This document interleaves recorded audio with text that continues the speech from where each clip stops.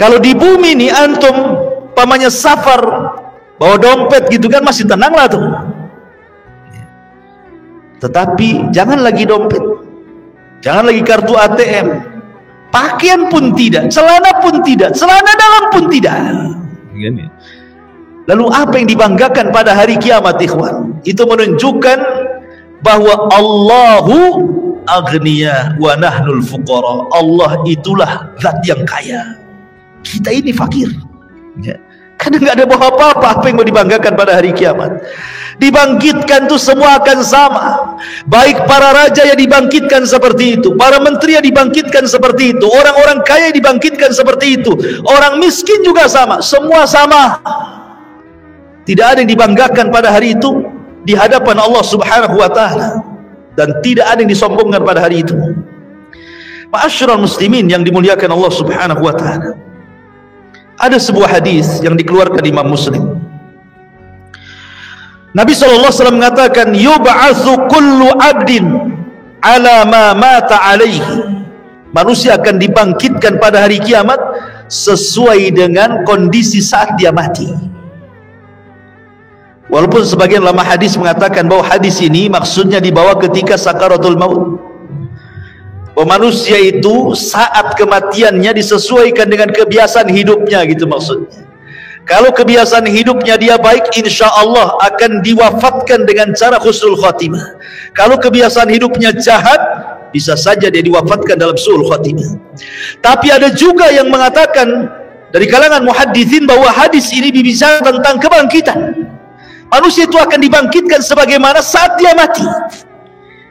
Makanya Nabi SAW, kenapa ketika orang-orang yang haji itu, yang masih menggunakan kain ihram, kemudian qadarullah meninggal, kata Nabi SAW, suruh dikafani dengan ihramnya kan? Karena dia akan bangkit pada hari kiamat, dan dia akan menggunakan pakaian itu sambil mengucap labbaik Allahumma labbaik. Kemudian ketika Nabi SAW menguburkan para syuhada, mereka tidak dimandikan, tidak dikafankan, tidak disolatkan, langsung dimasukkan ke dalam liang lahat dengan pakaian mereka yang masih berlumuran darah, karena mereka akan dibangkitkan seperti itu, dan darah-darah mereka menjadi saksi syuhada mereka. Dan saat dikubur, maka malaikat mungkar dan nakir tidak akan bertanya soal siapa Tuhanmu, siapa nabimu, apa agamamu. Kenapa? Karena kata Nabi SAW, kafa, cukuplah bibariqatis suyuf, kilatan-kilatan pedang saat jihad, fitnah bagi dia, sehingga tidak ada fitnah kubur lagi.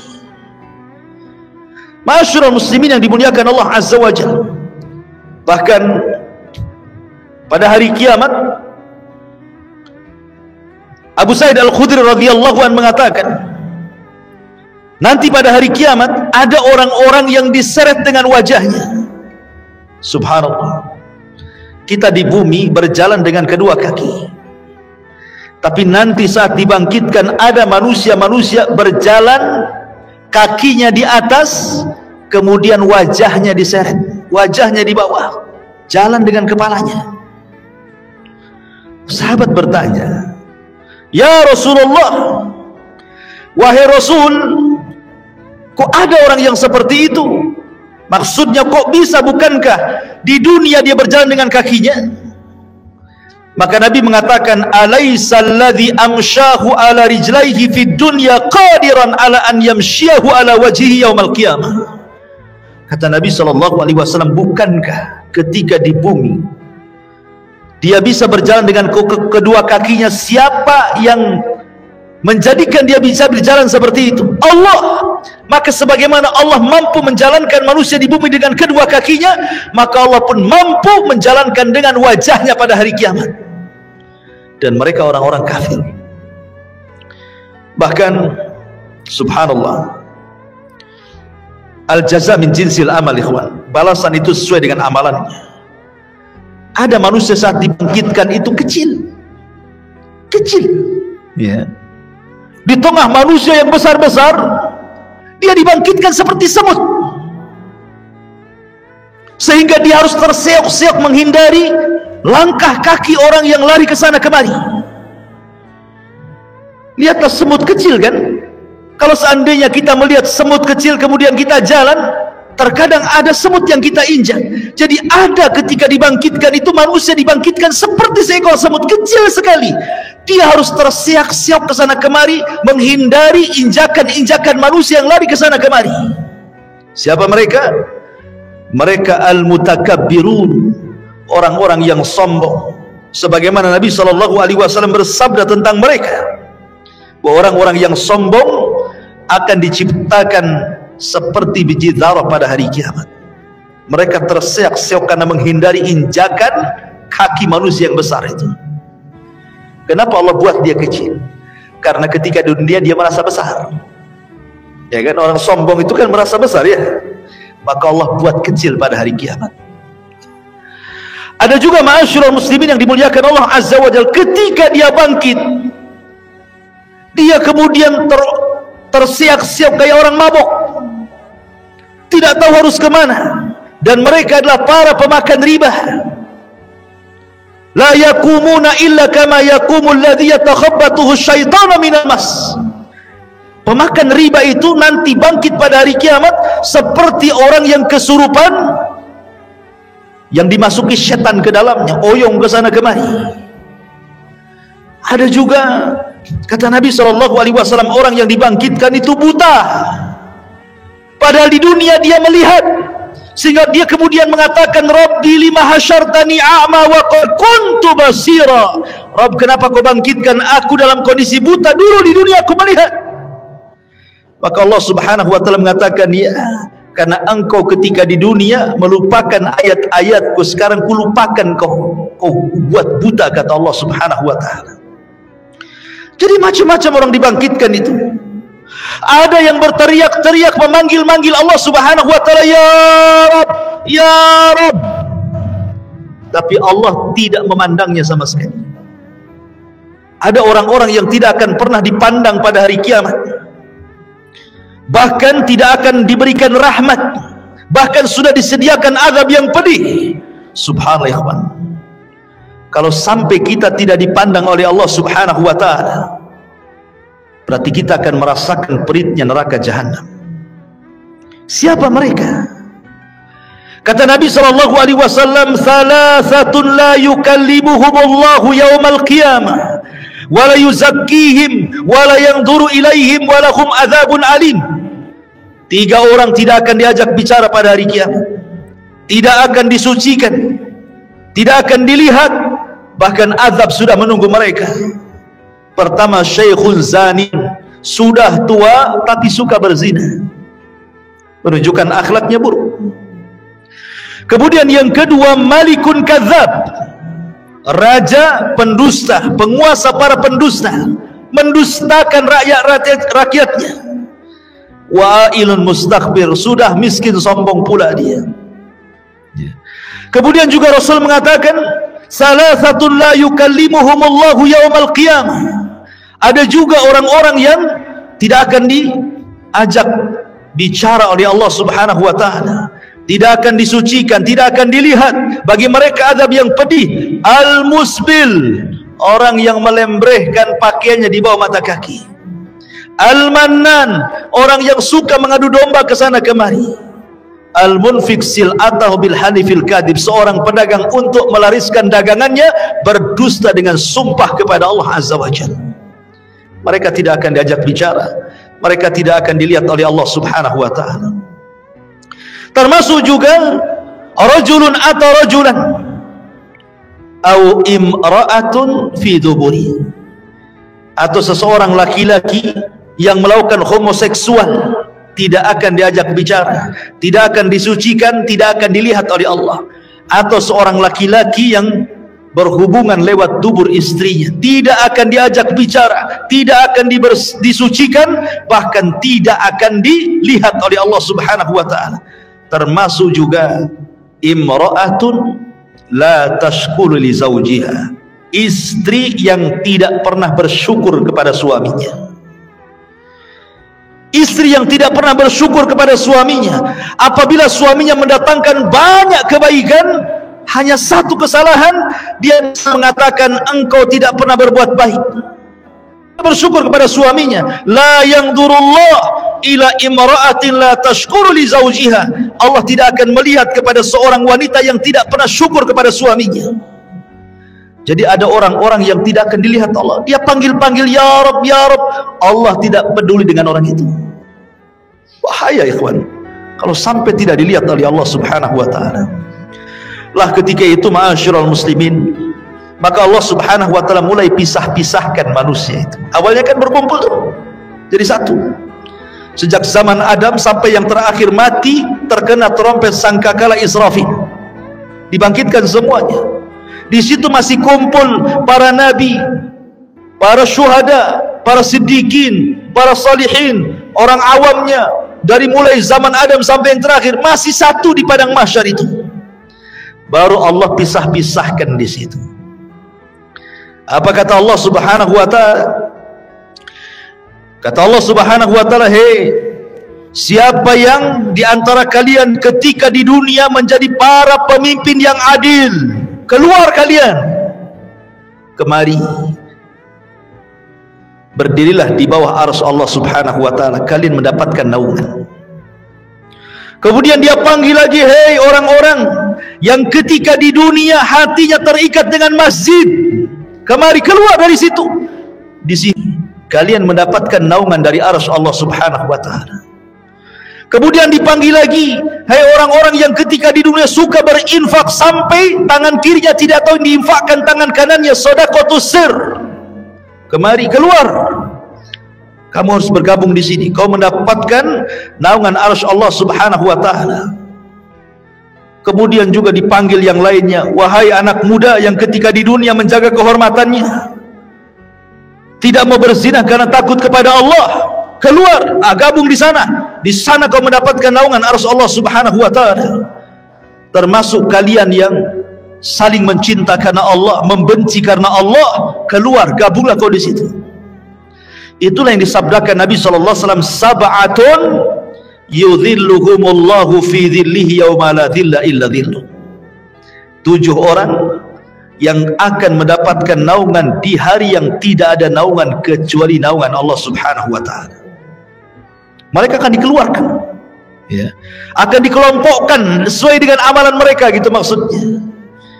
Termasuk ahli sedekah, karena sedekah itu as-sadaqatu, bahwa sedekah itu akan mendapatkan naungan pada hari kiamat. Ma'asyiral muslimin yang dimuliakan Allah Subhanahu wa taala. Lalu berapa waktu mereka harus tinggal di padang mahsyar itu? Ulama mengatakan bahwa mereka akan tinggal di padang mahsyar itu 50 alfasana, 50.000 tahun. Tentu 50.000 tahun ini berlaku kepada orang-orang kafir, berlaku kepada orang-orang munafik dan orang-orang mujrim. Tapi orang-orang yang beriman tidak. Hisab mereka cepat. Kenapa? Karena usianya juga pendek. Kata Nabi SAW, "A'maru ummati baina sittina wa sab'in." Usia umatku itu berkisar 60 sampai 70 tahun saja. Karena usianya pendek, hisabnya pun cepat. Tapi kalau umat dulu kan usianya lama-lama, sehingga hisabnya juga lama. Makanya orang-orang yang beriman, mereka akan tinggal di padang mahsyar itu cuman setengah hari. Tapi setengah harinya kehidupan akhirat. Berapa setengah harinya kehidupan akhirat? Allah mengatakan, "Inna yauman inda rabbika ka alfi sanatin mimma ta'udun." Satu hari kehidupan akhirat bila dibandingkan dengan kehidupan dunia sama dengan 1000 tahun. Berarti setengah harinya 500 tahun. Jadi orang-orang yang beriman akan tinggal 500 tahun saja. Sementara orang kafir akan tinggal 50.000 tahun kehidupan akhirat, tinggal dikali 1000 tahun kehidupan dunia. Berapa lama mereka harus tinggal di situ, ikhwan? Begitulah Allah Subhanahu wa taala hendak mengadili mereka seadil-adilnya. Ma'asyiral muslimin yang dimuliakan Allah Azza wa Jalla. Jadi manusia itu dibangkitkan dengan berbagai macam gaya. Makanya Allah mengatakan ashtatan liyurau a'malakum. Ashtat, ya, ashtat itu artinya bangkitnya macam-macam. Ya, tadi ada yang buta, ada yang oleng gitu ya, ada yang kepalanya di atas, kepalanya di bawah, kakinya di atas gitu ya, ada yang kemudian pincang jalannya, macam-macam orang itu dibangkitkan. Kemudian habis itu dikelompok-kelompokkan, ahli sedekah dengan ahli sedekah, ahli Quran dengan ahli Quran, ahli solat dengan ahli solat, dan begitu seterusnya. Ma'asyiral muslimin yang dimuliakan Allah Azza wa Jalla, disinilah banyak peristiwa yang akan dilalui. Apa saja peristiwa setelah kematian itu? Kalau boleh saya singkat, nanti kayak saya bentangkan sedikit. Yang pertama sudah saya jelaskan, kebangkitan. Yang kedua, hasyar, pengumpulan manusia di padang mahsyar. Kemudian yang ketiga, al-haud, telaga. Manusia akan minum dari telaga. Kemudian yang keempat, syafa'atul uzma. Orang meminta syafaat kepada para nabi. Kemudian yang kelima, dimulai hisab. Kemudian yang keenam, barulah kemudian diterbangkan catatan. Baru ada yang mengambil dengan tangan kanan, tangan kiri, dan di belakang punggungnya. Kemudian yang nomor 7, barulah ada mizan, timbangan. Kemudian yang nomor 8, barulah kemudian jahanam didatangkan, kemudian jembatan diletakkan di bawah jahanam. Di atas jahanam, bawahnya jahanam, itulah titian siratal mustaqim, jisrun mamdudun fawqa jahannam, sebuah titian bawahnya jahanam. Kemudian manusia akan lewat di titian itu. Kemudian yang nomor berapa? 9, manusia akan kumpul di kontor. Disinilah akan terjadi kisos. Tapi kisosnya sesama orang yang beriman. Tapi kalau kisosnya sesama orang kafir sebelum titian siratal mustaqim. Baru setelah di kontor, barulah mereka akan berjubel di pintu-pintu sorga. Baru setelah itu, tidak ada yang bisa membuka pintu sorga kecuali Nabi SAW. Baik, kita urai sedikit. Tadi sudah jelaskan, yang pertama hari kebangkitan, manusia dibangkitkan, kemudian dikumpulkan. Ketika manusia tertidur dan cukup lama, kemudian terbangun, pasti yang Anda rasakan akan merasakan haus yang luar biasa. Iya kan? Kalau tidur lama gitu kan, bangun pasti pengen minum. Nah, seperti Anda juga pengen minum. Gitu ya. Bismillah, minum dulu. Masya Allah. Jadi ketika mereka kehausan ini, maka mereka mencari air. Setiap para nabi Allah Subhanahu wa ta'ala sudah berikan telaga. Likullin nabi haudun. Setiap nabi diberikan telaga. Dan telaga yang paling besarlah telaga Nabi kita Muhammad sallallahu alaihi wasallam. Maka umat Rasul sudah diarahkan ke masing-masing nabinya. Termasuk kita umat Islam diarahkan kepada telaga nabi kita. Telaganya sangat besar. Airnya putih, lebih putih dibandingkan susu, kata Rasul. Lebih manis dibandingkan madu. Dan satu kali minuman tidak akan haus selamanya. Dan tidak akan rebutan karena gelasnya sejumlah bintang yang ada di langit, kata Nabi. Dan orang yang pertama dibolehkan minum, merekalah orang-orang Ansar dari kalangan sahabat Nabi SAW. Lah, kenapa tidak Muhajirin? Bukankah Muhajirin adalah as-sabiqun al-awwalun? Mereka lah yang awal-awal masuk Islam, baru kemudian Ansar, kan itu. Kenapa di akhirat orang yang pertama minum orang Ansar dulu, baru Muhajirin? Terbalik ya. Karena orang Ansar diberikan kesabaran ketika di dunia. Mereka tidak pernah mencicipi kekuasaan. Khulafaur Rasyidin semua dari Muhajirin. Abu Bakar Muhajirin, Umar Muhajirin, Uthman Muhajirin, Ali Muhajirin, Hasan bin Ali Muhajirin. Ganti ke kekuasaan kerajaan. Raja yang pertama Muawiyah ibn Abi Sufyan, muhajir. Runtuhnya Bani Umayyah, berdiri Bani Abbasiyah, semua dari Mekah, muhajirin. Semua kekuasaan itu dari muhajirin. Orang Ansar itu tidak pernah jadi raja, mereka jadi rakyat. Makanya kata Nabi SAW, sabarlah kalian, kalian akan mendapatkan nanti raja-raja yang zalim. Boleh jadi mungkin yang menguasai kalian itu raja-raja zalim, tapi kesabaran kalian akan mendapatkan hasil sampai kalian menemui aku di mana? Di telagaku, kata Nabi. Makanya mereka orang yang pertama minum, orang-orang Ansar atau penduduk Yaman yang awal-awal masuk Islam, baik dari kalangan manusia atau kalangan jinnya. Baru setelah itu muhajirin, baru setelah itu para ulama, baru setelah itu umumnya umat Rasul, sampai yang terakhir datang sekelompok umat Rasul hendak minum. Tiba-tiba dihalau para malaikat, tidak boleh. Nabi SAW kasihan dan mengatakan, ummati itu umatku, biarkan wahai malaikat, biar dia minum. Tapi kemudian Rasul diberitakan bahwa mereka tidak layak minum. Kenapa? Ya Muhammad, innaka la tadri ma ahdatsu ba'daka innahum ghayyaru wa baddalu. Wahai Muhammad, engkau tidak tahu apa yang terjadi sepeninggalmu.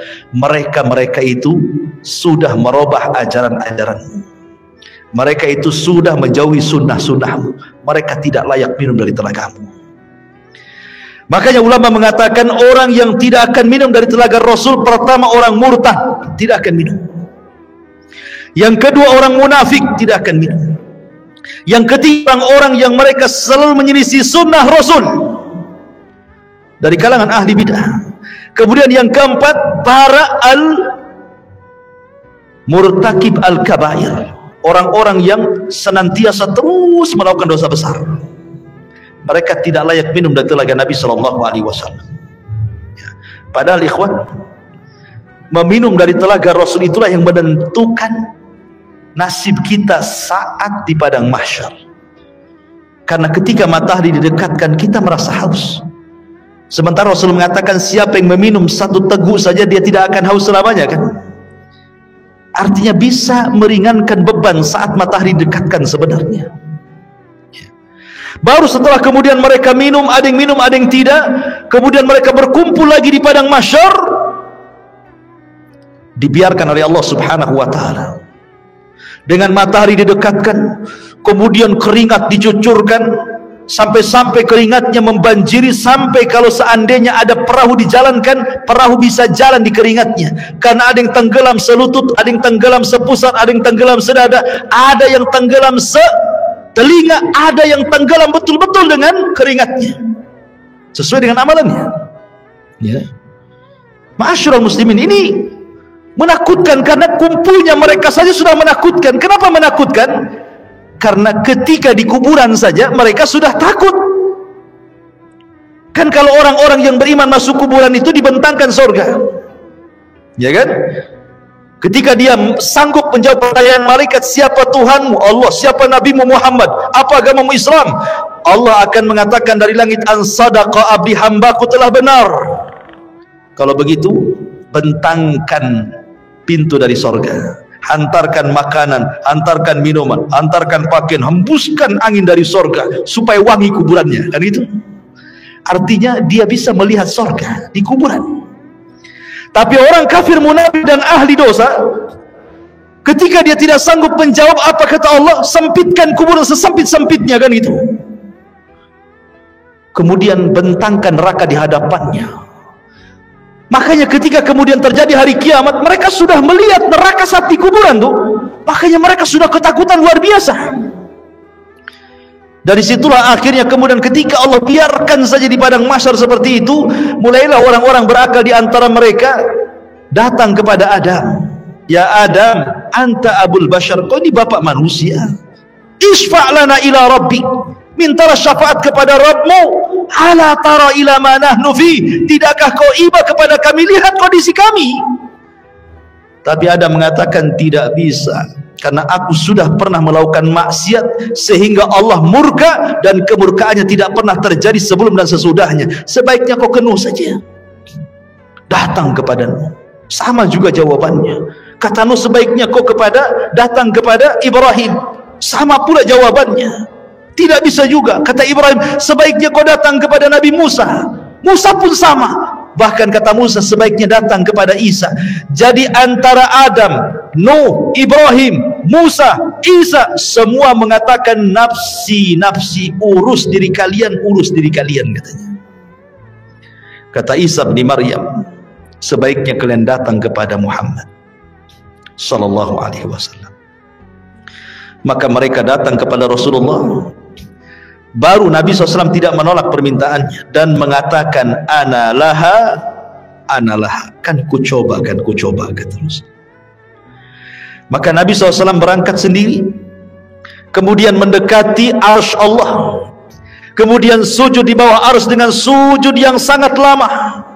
Kemudian Allah datang dan mengatakan irfa ra'saka ya Muhammad. Kata Allah Subhanahu wa taala, angkat kepalamu wahai Muhammad. Sal qul tusma, sal tu'ta, ishfa tushaffa. Katakan kau didengar, minta kau diberi, mintalah syafaat, ku beri kau syafaat, kata Allah. Ini yang disebut dengan syafaatul uzma, syafaat khusus yang hanya diberikan kepada Rasul kita, tidak diberikan kepada para nabi. Dan orang yang paling bahagia dengan syafaat Rasul, kata Abu Hurairah radhiyallahu an, dalam hadis Abu Hurairah, Nabi sallallahu alaihi wasallam bersabda, as'adun nas bi syafaati man qala la ilaha illallah. Orang yang paling bahagia dengan syafaatku, kata Rasul, adalah orang yang mengucapkan kalimat la ilaha illallah. Tentu bukan hanya lisan, artinya orang yang menegakkan tauhid, tidak melakukan kesyirikan. Yang sekarang lagi merebak para perdukunan itu syirik-syirik semua tuh. Ya, jangan percaya kepada mereka. Kalau harus percaya kepada dukun, percayalah ke dukun urut, kan ini. Jelas-jelas ngurut dia kan. Nggak ada mantranya yang ngurut, ya. Dukun bayi, ya kan. Kalau dukun santet nggak usah percaya.